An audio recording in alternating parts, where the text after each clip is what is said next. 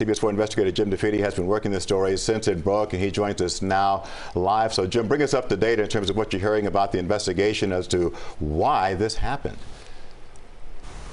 Well, we're still in the early stages, and it's going to take weeks, if not months, to come up with a true cause. That's being investigated by the Miami-Dade Police Department's homicide unit.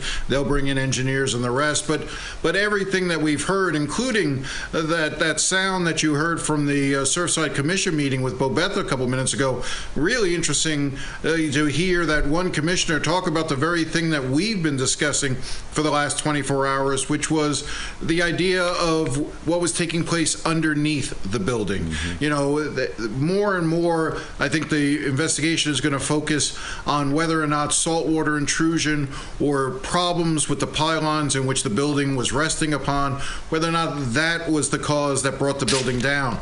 Most of the people I speak to, again, who have been on the scene, who have been witnesses to it, say that something went terribly wrong underneath that building. One of the attorneys for the condo association told me yesterday that we reported about a large hole that opened up underneath the garage following the collapse. That hole was revealed. That again suggests that maybe there was something in terms of sea level rise and water moving through there and then weakening that foundation structure. So I think that's a lot of it, but let's be clear. Investigators aren't tunnel visioning on just any one thing. They're open to looking at everything. And part of what they're going to look at are the inspection reports. You know, we're starting to get some of those. Hopefully they'll be released in the coming days. Surfside is about to release them, and we'll see. But again, our early indication is that there was nothing in the preliminary inspection reports before the collapse that would have suggested this building was about to fall. Jim, a lot has been made of this 40-year recertification process that all buildings in the county have to go through. This building itself 40 years old, and from your reporting you found out that that process had started. The inspections had begun for that recertification process, but it's not just a quick thing. So much needs to be looked into. So where did that recertification process stand, and had it uncovered anything that could point to a problem?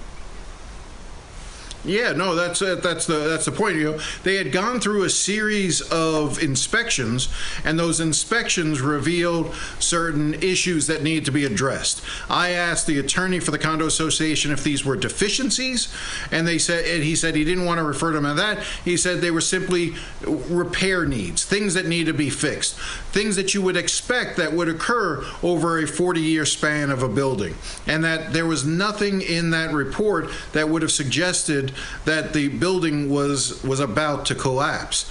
Now, they were also about to hire an engineer to come in and a contractor to come in and start making those repairs.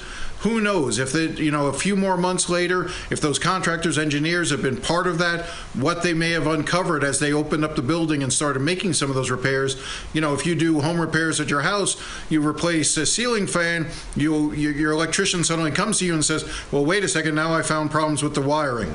That could have been the type of situation. So the timing is just so close here, but it was on that 40th anniversary of the building. Jim, what impact might this have on building codes here in South Florida? Yeah, one of the things that I think we can liken it to is what happened after Hurricane Andrew. After Hurricane Andrew, it was revealed that the windstorm, that our building codes were not up to certain wind standards. And as a result, we saw wholesale changes in South Florida and across the state as it related to building codes. I think you'll see something very similar take place here. You know, I've spoken to some folks who say that you can expect some sort of blue ribbon commission at the state level with new laws being proposed, tightening up those things. Certainly at the county level, I think you'll see it. The other thing that I think you're going to also see is, it would not surprise me if we see a task force of some sort being formed to look at other buildings. If this building came down, are others at risk? Let's face it, this is a truly nightmare scenario. You go to bed at night and your building collapses. That's horrifying, and it makes people stop and wonder, well, if this happened here, could have happened elsewhere. So I think we're going to see a lot of buildings suddenly have a lot more inspections. Absolutely, Jim, and certainly something that people who live in condos nearby, not just in the Surfside area, but all throughout Miami Beach and the rest of Miami-Dade County, they're going to be looking at, no doubt, in the days and weeks to come. Jim DeFede, thanks so much.